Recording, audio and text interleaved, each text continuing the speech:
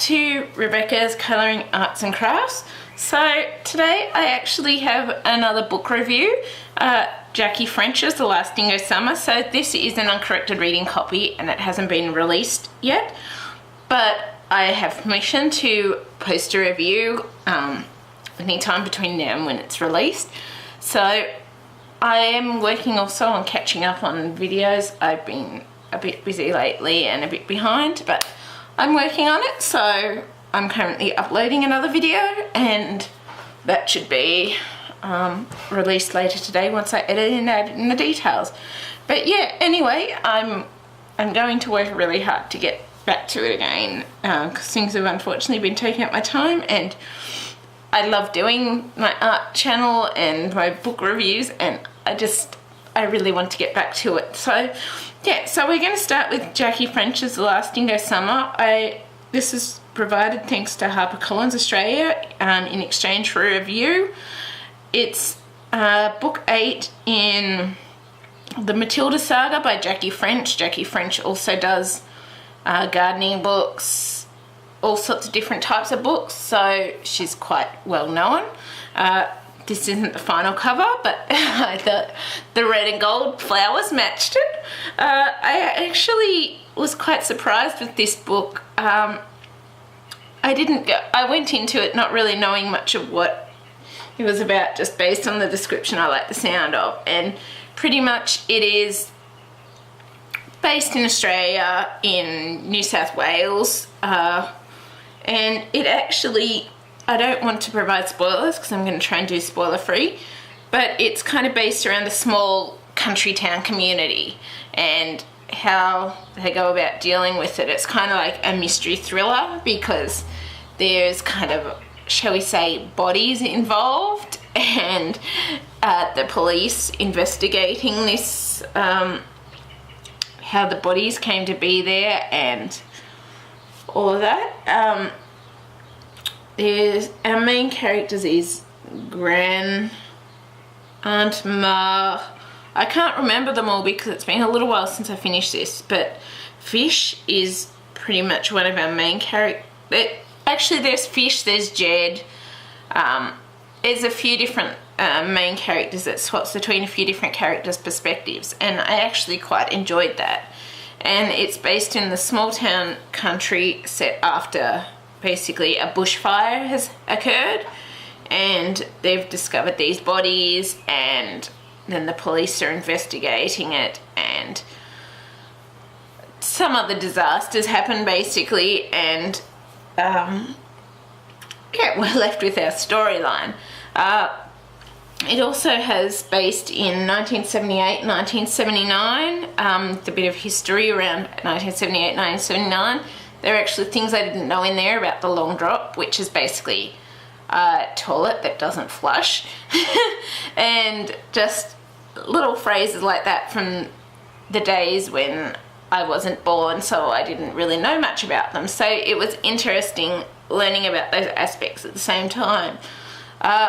The scenery and the country was set up really beautifully with the gum trees and the bush and the creeks, and just how they do things, particularly like with animals. It's set in sheep country basically, or sheep part of the story, I guess you could say, as well as wild dogs and dingoes, obviously dingoes because The Last Dingo Summer. And yeah, so I just found overall I was quite invested in this story because I just wanted to keep knowing what happened next to each character as it progressed. So as it progressed through each character, it kind of left you off on a bit of a cliffhanger with each character's story, and so if you wanted to know more about that character, you'd sort of keep reading till you found out more, and it seemed to really draw you in and get you involved in the story and feel like you were there in the story. I'm actually getting more and more surprised as I try reading some more of these sort of historical / fiction novels about how invested I actually get in them. I found it a very, very interesting book to read, and how the character's progression grows and how they bring it out. I probably should have done this sooner because I'm still trying to remember everything that happened. But yeah, I found I would definitely go back and read this story again. I would love to, if I ever got the chance in the future, to read the other books in Jackie French's Matilda saga, because this is book 8, so there's 7 other books before that. So one that I know of is The Road to Gundagai. So I'm assuming they're all based around Australian history, back in the 1900s, working their way up to 1978, 1979. From what I know, I think, from what I was told by the publicity officer at HarperCollins, this can be read as a solo novel. It doesn't need to be read in the series, and I very much found that, because it was very much based around a single novel. It wrapped up really well at the end, and possibly left a bit of an opening for the character to come into future books, I found. But at the same time, it was very much easy to read as a solo novel. Out of stars, I guess I would probably give it 4 out of 5 stars. Just because I really enjoyed it. I loved learning about the Australian outback a bit, and like the country towns thing. I've actually kind of noticed that, being in country towns, but there's some areas that I've been where it's not so much people coming together as a community. It depends on sort of what's going on, like bushfires or stuff like that. But some places are more, you've got your groups and then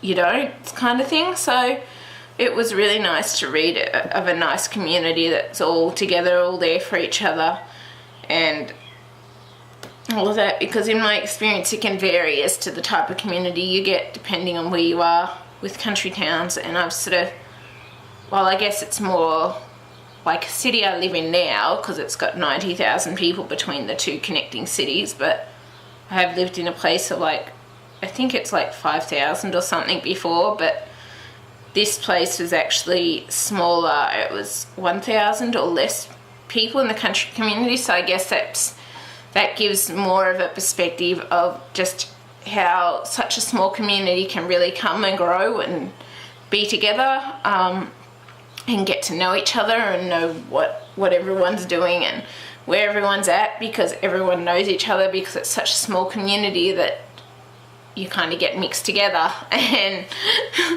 there's, I guess, not much of a say in that, because you've chosen to be in this small community, and small communities kind of band together and are there for each other and are always willing to help each other out. And I have experienced some of that, but I noticed the larger the place gets, the less that is to happen, because not everyone knows each other, and just, yeah, there's so many people, you just don't get the chance to know each other or be a proper community. I also loved how there's a fella in here called Broccoli Bill, and I won't say much except that he sells veggies, and he doesn't really come into the main storyline as a single person telling the story. He sort of more comes into it just as like a side character in amongst the other characters. And I won't say much more than I really liked his name, Broccoli Bill, because, well, yeah, I like broccoli.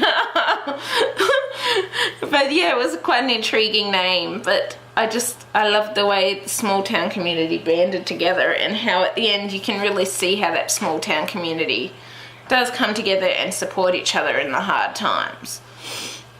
And yeah, so as I said, I would give this 4 out of 5 stars. I really did enjoy the story. I don't know that there's much more I can say without spoiling things. I can't remember all the characters' names because it swaps between a few different characters. Like there's Sam, there's Jed, as I said, there's Fish, there's Gran, I think it's Aunt Ma, Aunt Blue, Uncle Joseph, Broccoli Bill. But Broccoli Bill doesn't have like storylines, neither does Aunt Ma or Uncle Joseph or Aunt Blue.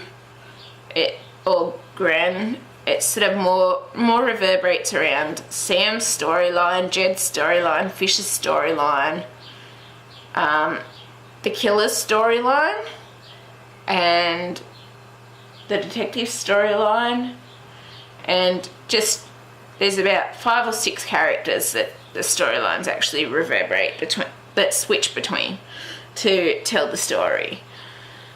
And yeah, I really did enjoy this book, so it was nice reading an Australian book, because you don't see many books that are really good at Australian stories. So yeah, I really hope you've enjoyed this review. I probably should have done it a lot sooner because I've kind of forgotten some of what happened, but at the same time,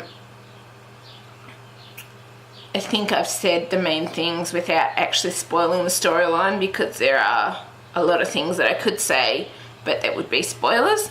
And yeah, I will see you next time. Bye.